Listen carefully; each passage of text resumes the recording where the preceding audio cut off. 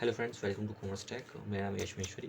मैंने यहाँ पे आपके लिए वीडियोस बना रखी है। यहाँ पे आपको कोई चीज़ आपकी हेल्पफुल हो तो आप यहाँ पे वो वीडियो यहाँ पे चेक कर सकते हैं। ठीक है, आज हम बात करने वाले हैं कैसे हम इनकम टैक्स फॉर्म 10E भर सकते हैं या फिर हम कैसे उसके बारे में जान सकते हैं फाइल करने के लिए। ठीक है, तो हम जाएंगे एक न्यू टैब पे। यहाँ पे हम लिखेंगे इनकम टैक्स लॉगिन। ठीक है, इनकम टैक्स लॉगिन लिख देंगे यहाँ पे। ठीक है, सिर्फ सिंपली इनकम टैक्स लॉगिन लिख देंगे। उसके बाद यहाँ पे आपको जाना है, फर्स्ट लिंक जो आ रहा है यहाँ पर आपको जाना है। ठीक है, हाँ, यहाँ पूछेंगे इनकम टैक्स लॉगिन के फर्स्ट लिंक पर। ठीक है, तो थोड़ा सा टाइम ले रहा है, नेट स्लो है इसलिए यहाँ पे। बट बेसिकली अगर आपको वीडियोस पसंद आ रही हो मेरे चैनल्स की तो आप मुझे चैनल को जो सब्सक्राइब कर सकते हैं एंड वीडियो को लाइक कर सकते हैं। ठीक है, मुझे मोटिवेट करने के लिए। तो इस तरह से आपका ये ओपन हो जाएगा। आप चाहते हैं पर लॉगिन कर सकते हैं, आपका लॉगिन पासवर्ड है तो लॉगिन आईडी में आपका जो पैन नंबर होता है वो लॉगिन आईडी होती है एंड देन उसके बाद आपका जो पासवर्ड होता है वो आता है। ठीक है, तो हमें जाना है सीधे सीधे यहाँ पर हेल्प पे। ठीक है, आपको लिखा हुआ हेल्प ऑप्शन, यहाँ पर आपको हेल्प ऑप्शन पर क्लिक करना है। ठीक है, सिंपली हेल्प ऑप्शन पे आपको क्लिक कर देना है। देन यहाँ पे आपको मिलेगा फॉर्म 15CA। ठीक है, जो दिख रहा है इस पर आपको यहाँ पे क्लिक कर देना है। सिंपली फॉर्म 15CA पे आपको फिल ये नहीं करना है, फिर दूसरा है यहाँ पे आपको मिलेगा फॉर्म 10E। तो यहाँ पे जो भी आपके इनकम टैक्स के फॉर्म रिटर्न्स हैं उसको आप कैसे भर सकते हैं उसको मैन्युअली यहाँ पे इन्होंने बताया गया है। ठीक है, जैसे GST में बताया गया है वैसे यहाँ पे बताया गया है कि मान लो आपको फॉर्म 10E भरना नहीं आता है तो उस केस में आप फॉर्म 10E अपना कैसे भरेंगे। तो आपको जाना है यहाँ पे यूज़र मैनुअल में एंड देन यहाँ पे चेक कर लेना है अपना। यहाँ पे आप जाएंगे तो फॉर्म 10E का खुल जाएगा पूरा यूज़र मैनुअल। सबसे पहले बात करेंगे ओवरव्यू 10E के बारे में। फॉर्म 10E का ओवरव्यू क्या है, इसने कहा the total income tax liability is calculated. हमें जो टोटल इनकम की टैक्स लायबिलिटी होती है कैलकुलेट होती है किस पर, टोटल इनकम पे, क्योंकि हमने कमाई होती है उस फाइनेंशियल ईयर के अंदर। अगर हमारी इनकम में वो इनकम भी इंक्लूड होती हैं जो एडवांस हैं या कहीं से एडवांस पेमेंट आया हुआ है in the nature of salary, मान लो सैलरी वगैरह हो सकती है, कुछ भी हो सकता है इस केस में। तो the income tax act allow us relief under section 89। तो उस केस में क्या करता है, इनकम टैक्स आपको अलाउ करता है एक रिलीफ अंडर सेक्शन 89। तो उसी रिलीफ को यहाँ पे हम लेने के लिए ही फॉर्म 10E फाइल करते हैं। ठीक है, बट एडिशनली जो बर्डन होता है टैक्स लायबिलिटी का उसको कम करने के लिए ही इस फॉर्म 10E को भरा जाता है अंडर सेक्शन 89 के अंदर। तो फॉर्म 10E नीड्स किन किन के लिए होता है, कौन व्यक्ति से फाइल कर सकता है, या हर किसी के लिए नहीं होता है। फॉर्म 10E सिर्फ कुछ ही लोगों के लिए होता है जो इसमें बताए गए हैं। तो form 10E needs to file a claim such a relief. It is advisable that form 10E is before filing income tax return. मतलब अपनी इनकम टैक्स रिटर्न भरने से पहले आपको फॉर्म 10E भरना होगा, ये एक एडवाइजेबल है। ठीक है, और उसके बाद ये जो होता है आपके ऑनलाइन पोर्टल पर ही भरा जाता है, इसके लिए कोई भी यूटिलिटी वगैरह नहीं दी गई है। अगर आप ये नहीं जानते हैं अंडर सेक्शन 89 क्या है या क्या चीज़ के लिए है तो उसके लिए हम चलते हैं यहाँ पे मिलते हैं इनकम टैक्स अंडर सेक्शन ठीक है 89। ठीक है, तो रिलीफ यहाँ पे लिख देते हैं रिलीफ। तो ये आ गया आपका सबसे नीचे वाला। तो यहाँ पे आपको लिखा हुआ the income tax act under section 89 provides relief to an SSC for any salary or profit in lieu of salary or family pension received by an SSC in advance or arrears in a financial year। मतलब SSC को कोई भी ऐसा salary profit कुछ भी मिलता है या फैमिली पेंशन रिसीव करता है, ठीक है, SSC द्वारा एडवांस एक फाइनेंशियल ईयर में, तो उस केस में वो रिलीफ यहाँ पे लिया जाता है। ठीक है, तो उसके लिए कहा है। तो अंडर सेक्शन 18 के अंदर बता दिया मैंने आपको कि अंडर सेक्शन 89 के अंदर मान लो कोई एडवांसेस वगैरह है तो वो, हालांकि वही बात यहाँ पे उन्होंने क्या रखी थी जो यहाँ पे है। तो form 10E can be submitted through only online mode only. ठीक है, इसके लिए कोई भी यूटिलिटी नहीं है, आपको फॉर्म 10E ऑनलाइन ही फाइल करना पड़ेगा, या आपने जिस भी फर्म का या कंपनी का सॉफ्टवेयर ले रखा होगा तो वहाँ से आप फाइल कर सकते हैं। ठीक है, तो इसके लिए कोई भी यूटिलिटी वगैरह नहीं है कि इसकी कोई आप यूटिलिटी इनकम टैक्स पोर्टल से डाउनलोड करना भरें, ऐसा कुछ भी नहीं है। ठीक है, इसमें क्या है, क्या क्या चीज़ का आपको ज़रूरत होगी। Should be a registered user on the e filing portal, मतलब आपको पोर्टल रजिस्टर्ड होना चाहिए। ठीक है, और आपका जो पेन है शुड बी एक्टिव होना चाहिए, इनएक्टिव ना हो। ठीक है, अबाउट द फॉर्म पर्पस क्या है, द इनकम टैक्स वही आपको बताया था मैंने ऊपर 89 के अंदर करी। हु कैन यूज़ इट, कौन यूज़ कर सकता है, all registered users being an individual on the e filing portal can furnish particulars of their income in form 10E claim relief as a per section 89। ठीक है, तो उन्होंने कह रखा है कि फॉर्म 10E कोई भी रजिस्टर कर सकता है एज अ इंडिविजुअल। ठीक है, not a company not a partnership. ठीक है, as a company as a आपका जो रजिस्टर्ड यूजर्स हैं बीइंग इंडिविजुअल वो इसे यूज़ कर सकते हैं।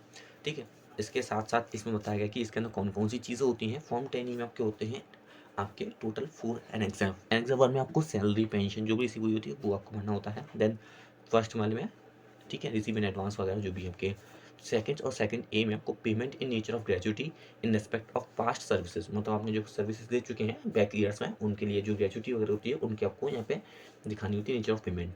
देन थर्ड नेक्स्ट आपको दिखाना है payment in nature of compensation from the employer और द प्रीवियस एम्प्लॉयर, मतलब आपको जो भी पेमेंट रिसीव हुआ है as a nature of compensation, ठीक है, इस एम्प्लॉयर से या फिर बैक के एम्प्लॉयर से, at in the connection and with the termination of employment after continuous service of not more than 3 years where the unexpired portion of term of employment is also not less than 3 years। इसमें बताया गया कि employer जो connection with termination का है वो after the 3 years, मतलब 3 साल बाद का ही हो, 3 साल पहले अनएक्सपायर्ड वाला ऐसा कुछ ना हो इसके अंदर, ठीक है।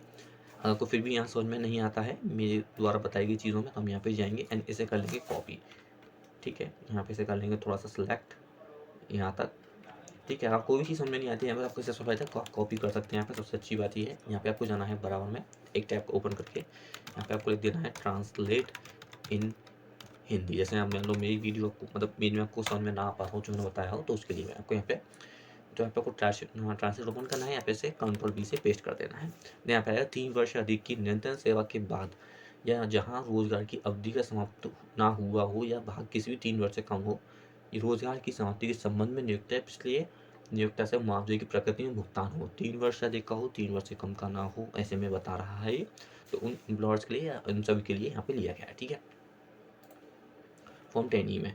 और लास्ट वाले एग्जाम 4 में आपको कम्प्यूटेशन ऑफ पेंशन बताना पड़ता है आपको इसके बारे में, ठीक है।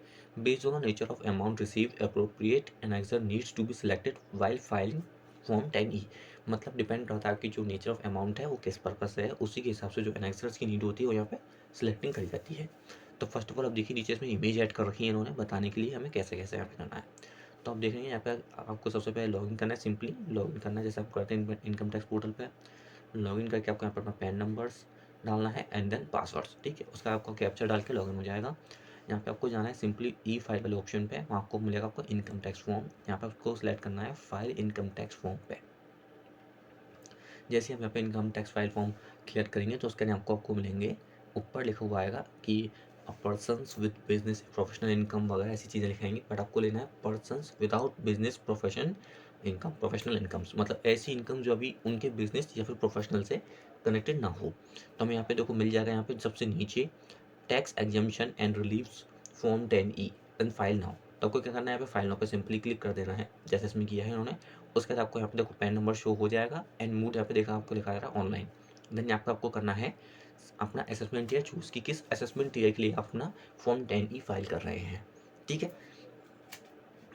तो यहाँ पे जैसे आप असेसमेंट ईयर सेलेक्ट कर लेंगे उसके बाद आपको यहाँ पे कंटिन्यू पे क्लिक कर देना है एंड देन कंटिन्यू पे क्लिक करके आपको यहाँ पे लेट्स स्टार्ट पे क्लिक कर देना है, ठीक है। अगर आपको जो भी चीज़ें डॉक्यूमेंट की नीड होगी वो यहाँ पे आपको बता देगा इंस्ट्रक्शन सिंपली, और उसके बारे में थोड़ी सी जानकारी यहाँ पे ऊपर दे देगा जिससे आप यहाँ पे पढ़ सकते हैं फॉर्म 10E के बारे में।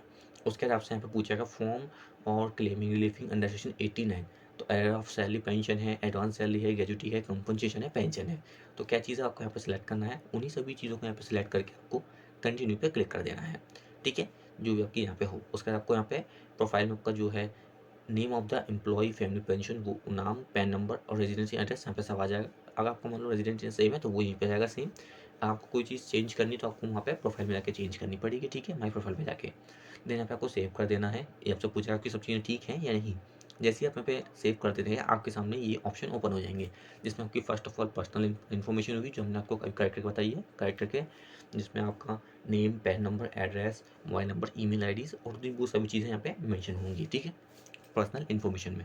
उसके बाद आपको यहाँ पे भरना है arrears of salary, advance salary, gratuity, composition और termination employment, communication of person और वेरिफिकेशन करना है, ठीक है, विद ईवीसी।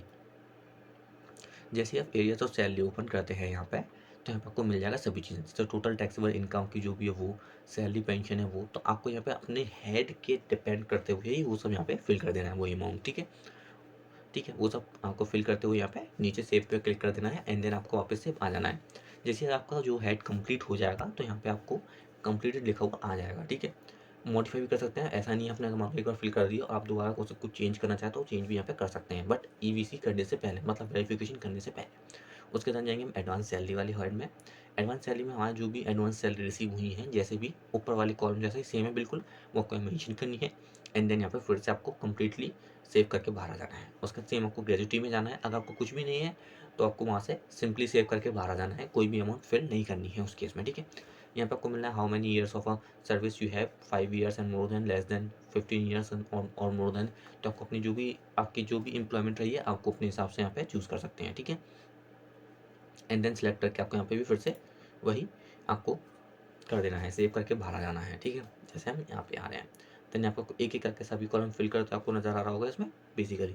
उसके बाद आपको सबसे लास्ट उसमें जाना है, लास्ट थर्ड में, composition of termination of employment. यहाँ पे आपको सभी कंपोजिशन, रिटायरमेंट वगैरह जो भी आपकी बेसिकली अमाउंट्स हैं यहाँ पे वो आपको फिल करनी है इन हेड्स के अंदर, ठीक है। और इन हेड्स के अंदर फिल करते हुए यहाँ पे आपको सेव करते हुए बाहर आ जाना है, ठीक है। उसका लास्ट हो जाएगा आपका कम्युनिकेशन ऑफ पेंशन। यहाँ पे भी कुछ जाना है, कम्युनिकेशन ऑफ पेंशन आपको यहाँ पे सभी चीज़ें फिल करनी है एज पर द ऊपर जो भी दिए हुए हैं उस हिसाब से, ठीक है।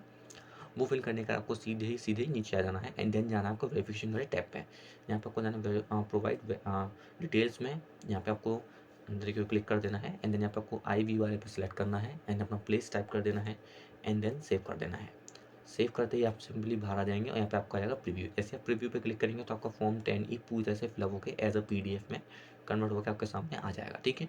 जिसे आप डाउनलोड भी कर सकते हैं, ठीक है। एडिट करने के लिए आपको वापस से फ्रेश में जाना पड़ेगा, जिससे आपके सभी एनेक्सर्स लगे होंगे वो सब चीज़ें।